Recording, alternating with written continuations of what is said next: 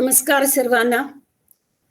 तर थोडीशी आपण झलक बघूया या सर्व काव्यातल्या श्रेष्ठ अशा भाषितांची. हे जे म्हटलं रघुवंश, त्याच्यामध्ये भारतीय जीवनाचा आदर्श सांगितलाय. हे राजे कसे होते? शैशवे अभ्यस्त विद्यानाम, जो भारतीय संस्कृतीमध्ये जीवनाचा, ज्याला आपण पॅटर्न म्हणू, आकृतीबंध सांगितलाय तो असा. ब्रह्मचर्य आपल्याला माहिती आहे, गृहस्थाश्रम, नंतर वानप्रस्थ आणि संन्यास. तर हेच या रघुवंशातल्या राजांनी पाळलेलं होतं. ते शैशवामध्ये विद्याभ्यास करत होते, यौवनामध्ये विषयांचे उपभोग घेत होते, वार्धक्यामध्ये मुनिवृत्तीनं राहत होते. आणि त्यांचं मरण कसं असायचं? योगेन. हा शब्द अत्यंत महत्वाचा आहे. भारतीय संस्कृतीच्या गाभ्याचा शब्द आहे. योगाच्या साह्यानं ते मरण पत्करत होते. ही ओळ आपण पाहिलीच आहे, सूर्यप्रभव वंश. दुसरं मला म्हणायचंय, हे महाकवी म्हणजे त्यामध्ये थोडस सांगायचं तर माझ्या थिसिसचाही विषय तोच होता की आजूबाजूच्या पर्यावरण, जुन्या काळातलं, की कशाला जुन्या काळातलं म्हणायचं, आजच्या काळातलं सुद्धा स्त्रीला कमी लेखणार आहे, तरी सुद्धा या महाकवींची सहानुभूती स्त्रियांना असते. होमरची होती, व्यासांची होती, वाल्मिकींची पटणार नाही आपल्याला एकत वरवर पाहता, पण होती. आणि कालिदासाची तर होतीच होती. तो सीतेला अगदी नम्र अशी दाखवत नाहीये. जेव्हा लक्ष्मण सीतेला वनात सोडतो तेव्हा ती त्याला काय सांगते? वाच्यस्त्वया मद वचनात सहा राजा. एक एक शब्द पहा. लक्ष्मणा, ती त्याला तू सांग म्हणत नाही, पॅसिव्ह व्हॉइस वापरतीये. तुझ्याकडून त्या राजाला, रामाला किंवा माझ्या पतीला म्हणत नाहीये ती.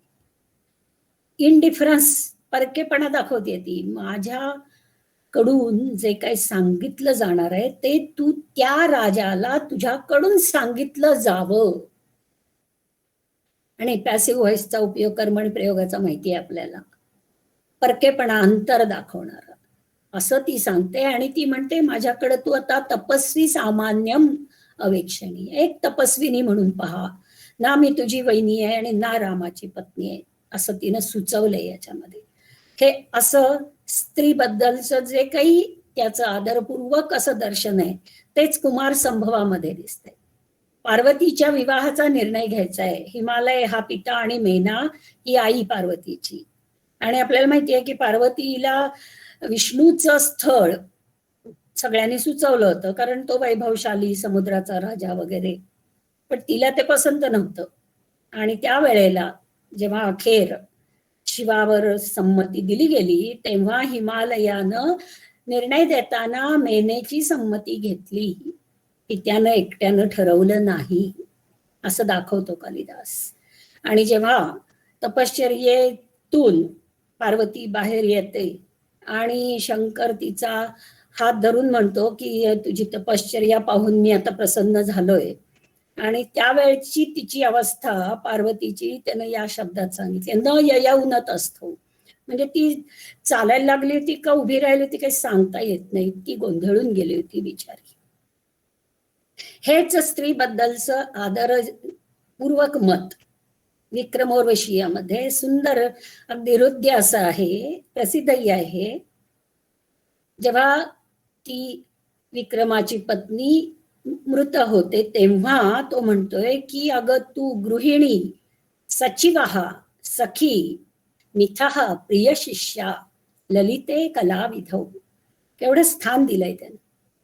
आणि करुणा विमुखेन मृत्यूना हरता त्वाम, तुला त्या निर्दय मृत्यूनं हरण केलंय. वद किम न मेरुतम, माझं काय लॉस झालाय, काय सांग, काय घेतलं गेलं नाहीये, म्हणजे सर्वस्व माझं हरपलेलं आहे. अशा प्रकारे हा शोक करतो आहे. आणखी एक सौंदर्य स्थळ कुमार संभवामध्ये शिवाच्या समाधीचं वर्णन आहे. ते किती सुंदर आहे पहा. अवृष्टी संरंभम इव अंबुवाहम. मेघ एखादा पाण्यानं भरलेला आहे, पण अजून त्यानं बरसायला सुरुवात नाही केली. असा घनगंभीर, ज्याला आपण घनगंभीर शब्दच वापरतो, असा घन ही एक उपमा. अपामिग आधारम अनुत्तरंगम. तरंग नसलेला महासागर हे दुसरी उपमा. आणि तिसरी निवात निष्कंपम इव प्रदीपम. गीतेमध्ये सुद्धा यथा दीपो निवात असतो ही उपमा आहेच. तर ती इथं घेतली की या शंकराची समाधी या तीन गोष्टींच्या प्रमाणे घनगंभीर शांत अशी होती. कारण अंतश्चराणा मरुताम निरोध. योगाप्रमाणे सर्व पंचप्राणांचा निरोध केल्यानंतरची अशी ही समाधी स्थिती, हे वर्णन केलंय त्यांनी. त्यातच आणखी एक सुभाषित आहे, हेही प्रसिद्ध आहे, की एकच दोष असेल तर तो गुणामध्ये खपून जातो किंवा त्याच्याकडे मग लोक लक्ष देत नाही. जसं चंद्राच्या किरणामध्ये त्याच्यावरचा डाग लपून जातो, त्याप्रमाणे शाकुंतलामध्ये तर ठाई ठाई आहेत सौंदर्य स्थळ. इथं एक जे आहे, रम्याणी वीक्ष मधुराश्च निशम्य शब्दान पर्युत सुखो भवति यत् सुखितः अपि जंतु.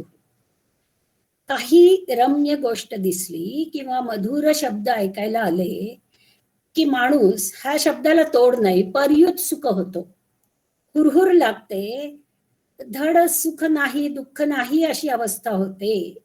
आणि एरवी सुखी असलेला माणूस सुद्धा असा पर्युत सुख होतो. आणि तत् चेतसा स्मरती नूनम अबोधपूर्वम. त्याला असं वाटतं हे काहीतरी पूर्वी आपल्याला भेटलेलं आहे, हे आजचं नाहीये, हे आहे माझ्या कुठंतरी अंतरामध्ये आहे, असं म्हणून तो पर्युत सुख होतो. आणि पुढं निष्कर्ष काढलाय त्यांनी, भावस्थिराणी जननांतर संवृदानी.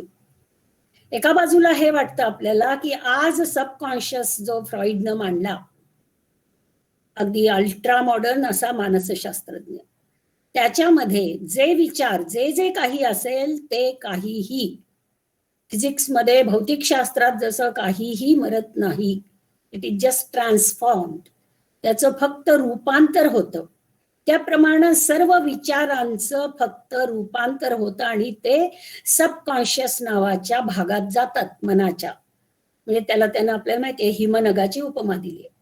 7 अष्टमांश भाग पाण्याखाली, 1 अष्टमांश पाण्याच्या वर. तसं हे 7 अष्टमांश भाग हा जो सबकॉन्शियस आहे, त्याच्यामध्ये हे सगळे अनुभव, विचार, भावना, हे सगळं ज्याला आपण लगेच म्हणू, हे सर्व काही तिथं साठतं. फ्रॉइड इथं थांबलाय, भारतीय तत्वचिंतक इथं थांबत नाहीत. त्यांच्या मते, म्हणजे आता माणूस मेल्यावर काय होतं हे कुणालाच माहिती नाहीये, पण आपल्याकडं पूर्वजन्म पुनर्जन्म मानलेला आहे. आणि त्यामुळं उपमा द्यायची तर हे डिस्क आहे,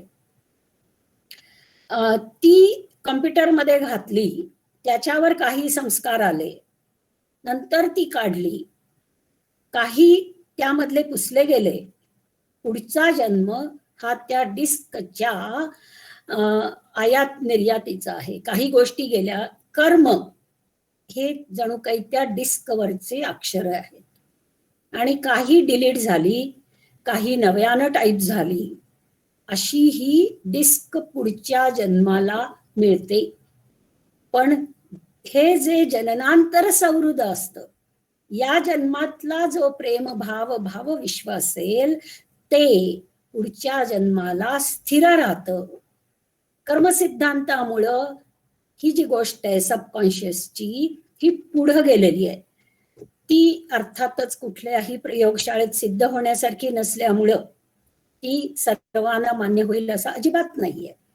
पण कालिदासानं अत्यंत सुंदर शब्दात सांगितलंय, जेव्हा कधी तुम्हाला असं वाटेल अरे हे काहीतरी वेगळं आहे, इथं जर असं म्हणू आपण, कोणीतरी शंका काढेल की रम्यच कसं, मधुरच कसं, तर तिथं असं लक्षात घ्यायचं की शेवटी सौंदर्य माधुर्य हे सापेक्ष असतं. लैलाचं सौंदर्य पाहायला मजनूची दृष्टी पाहिजे, त्यामुळे सौंदर्य हे वस्तूमध्ये नसतं, तर ते आपल्या नजरेमध्ये असतं, हे तत्वज्ञानी सुद्धा सांगतात. त्यामुळे जेव्हा असं काहीतरी थोडक्यात आपल्याला भिडतं, तेव्हा ते केवळ या जन्मातलं नसतं. पूर्वी कधीही न पाहिलेला हा अनुभव आज जर मिळतोय, तर तो मागच्या जन्मातून आलेला असला पाहिजे. अशा पद्धतीचं सुंदर फिलॉसॉफिकल तत्वज्ञानात्मक अशा प्रकारचं हे तरी सुद्धा काव्यात्म असलेलं विधान कालिदासानं शाकुंतलामध्ये केलेलं आहे. पुढचं, मेघालोके भविती सुखिनः अपि अन्यथा वृत्तीचेतः. तो म्हणतो ढग पाहिल्यानंतर, खरंच आहे ते, भरून आलेले ढग पाहिल्यावर अगदी कोरा राहिलेला माणूस मला नाही वाटत कोणी असेल. अन्यथा वृत्ती, सुंदर शब्दाची रचना असते कालिदासाची. उगीच कुठला तरी शब्द घेतलाय वापरलाय असं तो कधीच करत नाही. हुरहुर लागते, सुचत नाही काही. हे असंच काहीतरी नवीन अनुभवाचं असतं. कालिदासाचं आणखी एक काव्य ऋतुसंहार. निसर्गप्रेमी कालिदासाशिवाय दुसरं कोण लिहिणार? ऋतूंची वर्णनं केली आहेत, शृंगार रस त्यामध्ये प्रमुख आहे. आणि तेही फ्रॉइडनं सांगितलंच आहे ना, कामप्रेरणा सर्वात प्रबल असते. आणि फ्रॉइड पुढे हेही म्हणाला होता, मी नवीन काही सांगितलं नाहीये, आपल्या पूर्वजांनी हे सगळं सांगितलंय, मी फक्त माझ्या भाषेत मांडतोय. तर फक्त एकच उदाहरण ऋतुसंहारातलं बघायला हरकत नाही. ग्रीष्म ऋतूतलं वर्णन केलंय त्यानं. आणि अर्थात आपला हा ट्रॉपिकल किंवा सब ट्रॉपिकल देशामध्ये ग्रीष्म कसा असतो आपण अनुभवलाच आहे. तो म्हणतो हत्ती, सिंह वगैरे सगळे आपलं वैर विसरून एकेका जवळ जाऊन बसलेत, उकाड्यानं त्रासलेत आणि सावलीला जाऊन बसलेत एकत्र. विशेषतः मोर सापाला उचलून खातो, माहिती असेल आपल्याला. तर हे साप, नाग वगैरे मोराच्या पिसाऱ्याच्या सावलीत बसलेत. आणि एखादा नाग फडा काढलाय तर बेडूक, खरं म्हणजे नागाचं ते खाद्य आहे, पण बेडूक त्या नागाच्या फडेच्या सावलीत बसलाय. इतका उकाडा, असं उदाहरण त्यानं दिलंय. एकच उदाहरण पाहू शकतोय आपण. हे एक उदाहरण आहे. आता खरं याच्यात कालदोष आहे, अनॅक्रॉनिझम आहे, कारण भवभूतीचा काळ साधारण 7वं शतक मानतात. हे सगळं मानतात याच्यावरच आहे. कालिदास त्याच्या खूप आधी होऊन गेला, पण हे जे कुणाच्या डोक्यातून आलं माहित नाही, पण हे सुंदर आहे. म्हणे भवभूतीनं, त्याच्या उत्तररामचरितातलं हे जे वाक्य आहे, अविदित गत यामा रात्रीही एवं व्यरंसित. म्हणजे याम म्हणजे प्रहर, अविदित म्हणजे न जाणता. राम आणि सीता लंकेतून परत आलेत आणि ते संवाद करतायत एकमेकांशी. आणि अशा वेळेला भवभूती म्हणतो की त्यांना प्रहर कसे गेले हे कळलं नाही. अशा प्रकारे रात्र व्यरंसित गेली, रात्र व्यतीत झाली. ही ओळ म्हणे भवभूतीनं कालिदासाला दाखवली. आणि कालिदासाने काही नाही, फक्त एवं वरचा अनुस्वार काढून टाकला आणि तो म्हणाला एव व्यरंसित. म्हणजे प्रहर कसे चाललेत हे न कळता रात्र अशी गेली नव्हे, फक्त रात्रच गेली. एव म्हणजेच फक्त रात्रच गेली, याचा अर्थ गोष्टी अजूनही राहिल्याच बरं का. तर केवळ एक अनुस्वार काढून म्हणे कालिदासानं ही दुरुस्ती केली. एकदा कालिदासाला विचारलं की अरे तो भोजराज मरण पावला, त्याबरोबर तो म्हणाला अद्य धारा धारा नगरी निराधारा निरालंबा सरस्वती, सरस्वतीचा आधार गेला. पंडिताहा खंडिताहा सर्वे भोजराजे दिवंगते. भोजराज गेल्यानंतर पंडित खंडित झाले. मग त्याला सांगितलं नाही नाही ते चुकून सांगितलं गेलं किंवा तुझी परीक्षा पाहण्यासाठी, मग आता काय म्हणशील? तर त्याच चालीत कालिदास तत्क्षणी म्हणाला अद्य धारा सदा धारा सदा लंबा सरस्वती पंडिताहा मंडिताहा सर्वे भोजराजे भुवम गते. काय अर्थ सांगायची गरजच नाही, साधा श्लोक आहे हा, पण कालिदासाची विट इथं पाहू शकतो. आणि आता मेघदूत. उरलेल्या वेळामध्ये आपण मेघदूतातली सौंदर्य स्थळ पाहूया. आज आपण बरेचसे लेख वेगवेगळ्या वृत्तपत्रातून वाचले असतीलच. तर हे संदेश काव्य आहे मेघदूत. जेव्हा आपण मगाशी पाहिल्याप्रमाणे हा यक्ष एकाकी त्या रामगिरी आश्रमामध्ये उभा आहे, त्यावेळी तो समोर एक मेघ पाहतो आणि तो त्याला विनंती करतोय की माझी पत्नी तिकडं अलका नगरीमध्ये आहे, मी हा असा इथं एकाकी, ती तिकडं एकाकी, तर तू तेवढं तिला जाऊन माझ्या सुरक्षिततेचा संदेश दे आणि तिच्या सुरक्षिततेचा संदेश घेऊन माझ्याकडे ये. तर विज्ञान तर्कशुद्धता आपण नंतर पाहणारच आहोत, पण ते विज्ञान इथे एवढं पाहायला हरकत नाही की हे सांगताना या यक्षानं आधी त्याच्या पायावर त्या मेघासमोर फुलं ठेवली म्हणे. सभ्यगृहस्थ आहे तो, एखाद्याला विनवणी करायची म्हटल्यानंतर त्याचा आधी सत्कार केला पाहिजे. कुठं ज्या फुलं त्यानं त्याच्या पुढे ठेवली, त्याची स्तुती केली की तू पुष्कर आवर्तक वगैरेंच्या वंशातला आहेस आणि माझं एवढं काम कर. आणि तिकडं अलका नगरीला जाण्यासाठी त्यानं रूट सांगितला, आजच्या भाषेत GPS सांगितलाय त्याला. हा जो रूट आहे हा भूगोल या विज्ञानाला धरून आहे.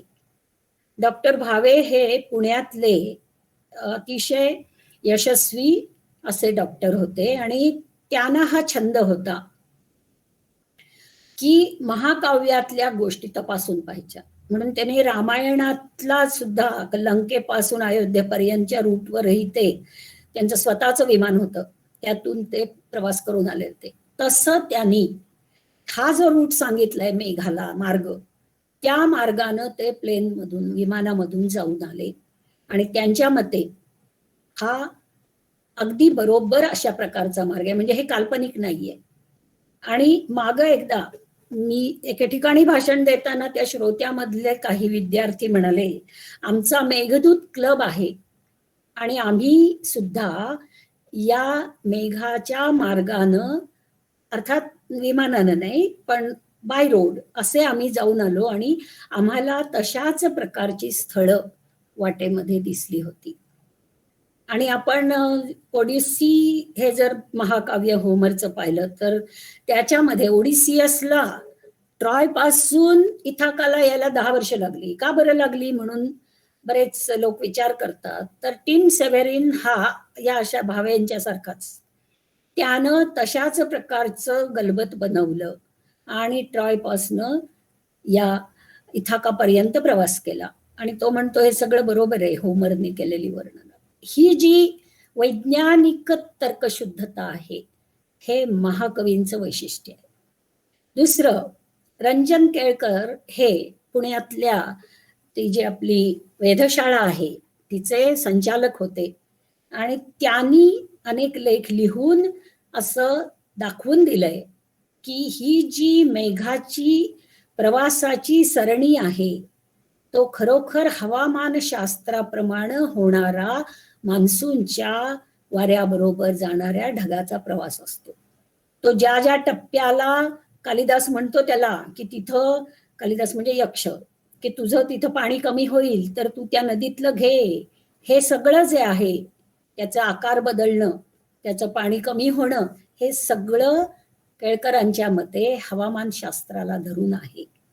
आणि म्हणून मी म्हटलं की विज्ञान आणि तर्कशुद्धता शेलेच्या मध्ये असते, शेक्सपियर मध्ये असते, कालिदासामध्येही आहे ती.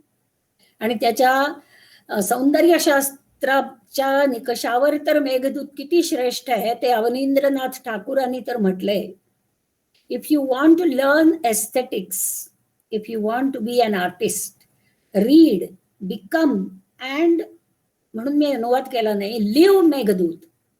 मेघदूत जगा, नुसतं वाचा नाही, तर तुम्हाला सौंदर्य आणि कला कळेल असं ठाकूरांनी म्हटलंय. फार सुंदर प्रकारे त्यांनी सांगितलंय. तर त्यातली काही ओळी आपण पाहूया की काय झालंय. पूर्वमेघ आणि उत्तर मेघ असे 2 भाग आहेत. या पूर्व मेघामध्ये मगाशी पाहिल्याप्रमाणे तो यक्ष त्या मेघासमोर उभा आहे आणि आपल्याला चित्रातही दिसतंय त्याचे मनगट रिकामी आहे. कशामुळं तर नीत्वा मासान अनेक महिने झालेत आणि त्यामुळं त्याच्या हातातलं जे कनकवलय आहे कडं ते गळून पडलं, इतका कृश झाला तो आणि ते गळून पडलंय. भ्रंश रिक्त प्रकोष्ठ, मनगट रिकाम झालंय त्याचं. आणि मग आषाढस्य प्रथम दिवसे, म्हणून आजचा दिवस हा कालिदास दिन. कारण इतर कुठं ही आपल्याला कालिदासाची खूण दिसत नाही, चरित्राची, काव्यरचनांची. आणि म्हणून आपण मानतो की ज्यार्थी हे आषाढस्य प्रथम दिवसे म्हटलंय, त्या अर्थी मेघदूताच्या रचनेचा हा दिवस असेल. तर त्या आषाढाच्या प्रथम दिवशी त्यानं मेघ पाहिला. कसा? आश्लिष्ट सानू. आश्लिष्ट शब्द वापरलाय.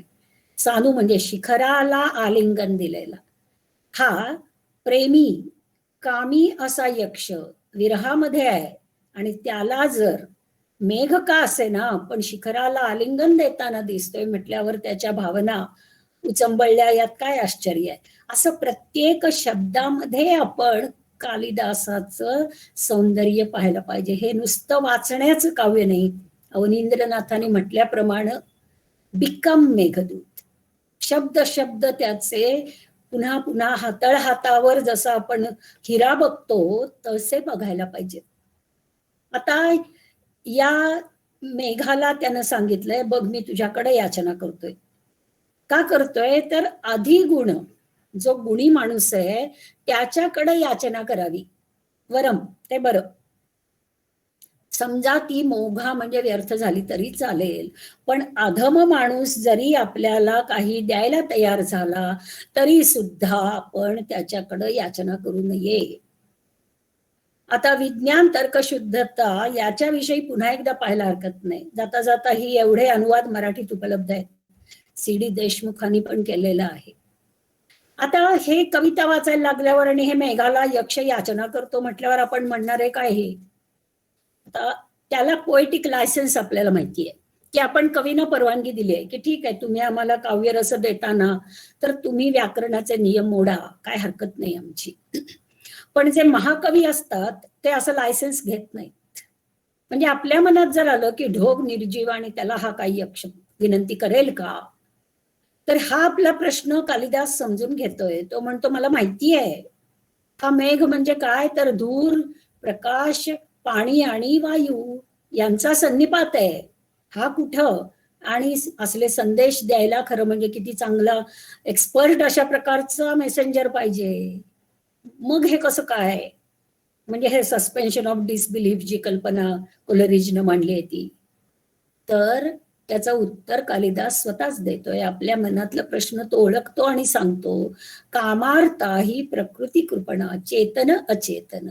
अहो प्रेमानं जे भारून गेलेले आहेत, कामी माणसं आहेत, का आर्त झालेली आहेत, त्यांना चेतन अचेतन भानच राहत नाही.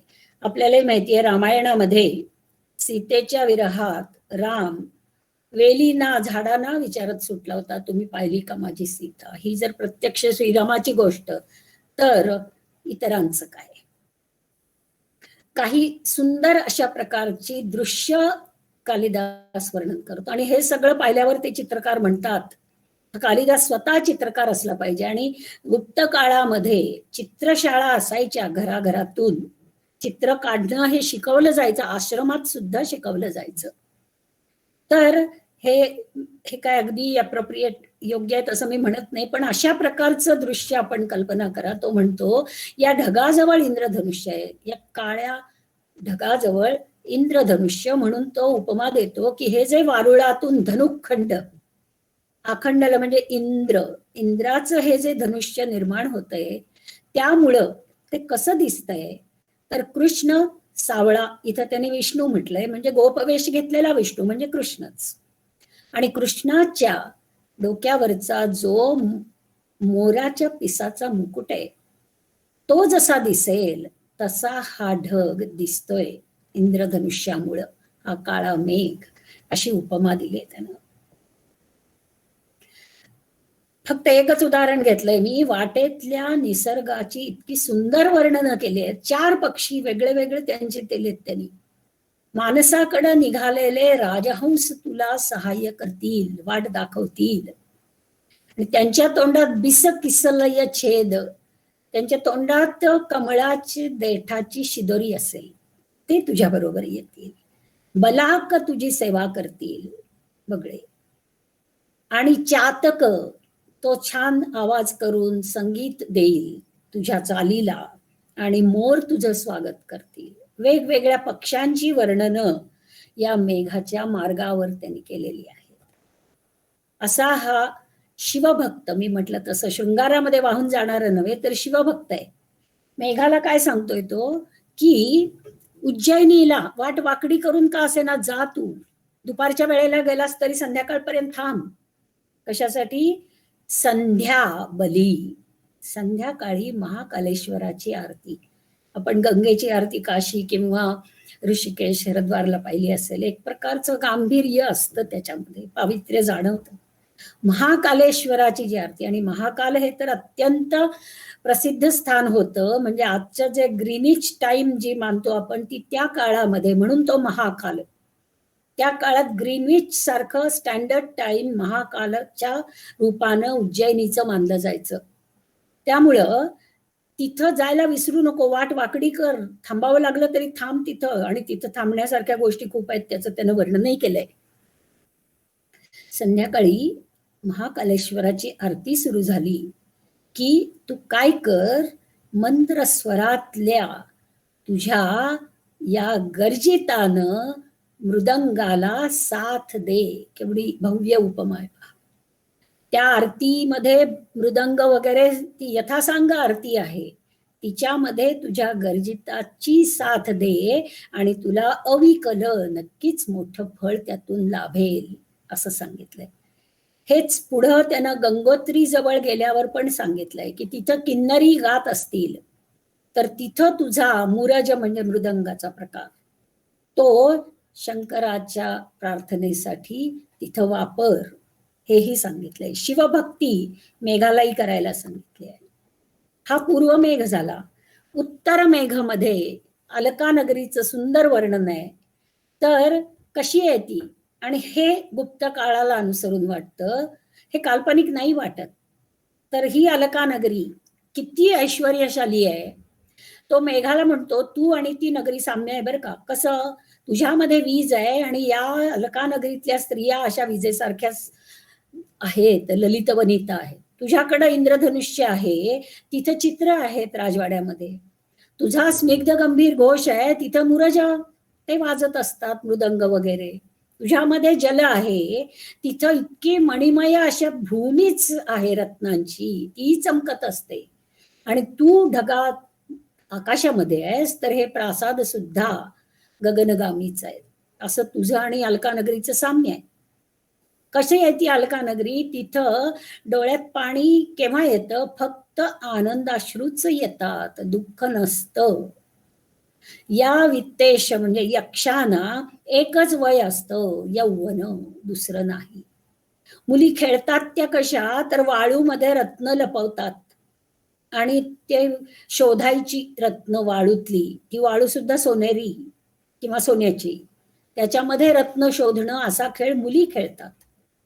रात्रीच्या वेळेला तिथं दिवे दुसरे नाही लावावे लागत, रत्न प्रदीप असतात तिथं.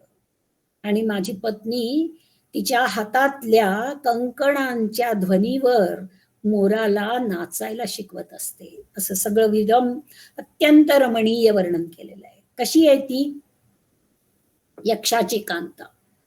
तन्वी श्यामा शिखरी दशिना, प्रसिद्ध आहे वर्णन. पिकलेल्या तोंडल्यासारखे तिचे ओठ आहेत. आणि माझं जीवित आहे, नुसतं सौंदर्य नव्हे, माझं प्रेम आहे तिच्यावर. ती दिवस मोजती आहे. कशी, तर उंबऱ्यावरती फुलं ठेवते आणि दिवस मोजते. आणि सर्वत्र निसर्गाचं सान्निध्य आहे. तिनं एक बाल मंदार वृक्ष मुलासारखा वाढवलाय. इथे लक्षात घ्यायचं, शाकुंतलामध्ये कण्व म्हणतात माझ्या 2 मुली, दोन्ही मानलेल्याच आहेत. एक शकुंतला आणि दुसरी वनज ज्योत्स्ना नावाची वेल आहे. शकुंतलेचा विवाह आणि ती वनज ज्योत्स्ना सहकार वृक्षावर चढवायची, म्हणजे त्या वेलीला कण्व मुलगी मानतायत. निसर्गाचं हे आदरयुक्त प्रेम आहे. आणि मेघाला सांगितलंय तू तिथं जाऊन कुशल वगैरे बघ, ते झालं. पण गेल्या गेल्या गर्जना करू नको बरं. माझ्या विरहामध्ये तिला झोप लागत नसेल आणि समजा तू जाशील तेव्हा ती दमून रडून रडून जर झोपली असली आणि तुझ्या गर्जनेने जागेल, तू आधी बघ ती जागी आहे का, झोप मोडू नको बरं का तिची, उगीच गरजू नको. आणि ती पिंजऱ्यातल्या सारिकेला म्हणतेय तुला येते का ग आठवण त्याची, त्याची तू किती लाडकी होतीस. अशा प्रकारे सगळी वर्णनं झाल्यावर यक्ष सांगतो, असं तू माझ्या सखीला आश्वासन दे की मी हा एवढा चातुर्मास संपला की येतो आहे, मी इथं सुखरूप आहे, तूही तिथं काळजी करू नको आणि तू तिथं सुखी राहा जमेल तेवढं. विरहामध्ये वाट बघत तू स्वतःची काळजी घे. आणि मेघाला त्यानं सांगितलंय, परत येऊन तू मला तिची वार्ता पण दे. माझी वार्ता तिला सांग, तिची वार्ता मला दे. यातून माझं जगणं सुसह्य होईल. आणि मेघदूताचा शेवट हा या ओळीनं होतो. काही जणांच्या मते ही प्रक्षिप्त ओळ आहे, पण मला वाटतं की ही शोभणारी ओळ आहे. शेवटी यक्ष सांगतो मेघाला, एवढं माझं काम कर आणि मी तुला आशीर्वाद देतो की माझा जसा माझ्या कांतेशी विरह झाला, तसा हे मेघा तुझी जी वीज आहे, ही विद्युत, तिच्याशी तुझा विरह कधीही होऊ नये. एका बाजूला विरहाची व्यथा किती तीव्रपणे मांडली आहे आणि त्याचबरोबर आशीर्वादही दिलाय. तेव्हा माझ्या मते हे प्रक्षिप्त नाही, ही कालिदासाचीच ओळ असू शकते. तर अशा रीतीनं आपण मेघदूत पाहिलंय. शाकुंतलाची मी फक्त एक गोष्ट म्हणजे गोष्ट आपल्याला माहितीच आहे. शाकुंतल वाचताना इतिहास तो आहे, म्हणजे हे दुष्यंत शकुंतला ऐतिहासिक आहेत, काल्पनिक नाहीत. आणि तो इतिहास महाभारताच्या आधी पर्वामध्ये आलेला आहे आणि पद्मपुराणामध्येही आहे. तर माझा सल्ला असा राहील की इतिहासाची महाभारतातली शकुंतला पहा, पद्मपुराणातली पहा आणि मग या कालिदासानं त्या शकुंतलेचं काय सुंदर रूप मांडलंय ते पहा, असं मला वाटतं. शकुंतला दुष्यंत या असामान्य व्यक्तिरेखा जागतिक साहित्यात उच्च स्थान मिळवणाऱ्या अभिज्ञान शाकुंतलामध्ये आहेत. त्याचा विचार आपण कधीतरी करू असं मला वाटतं. तर मला वाटतं आता वेळ झालेली आहे. धन्यवाद आपण सर्वांनी साथ दिल्याबद्दल.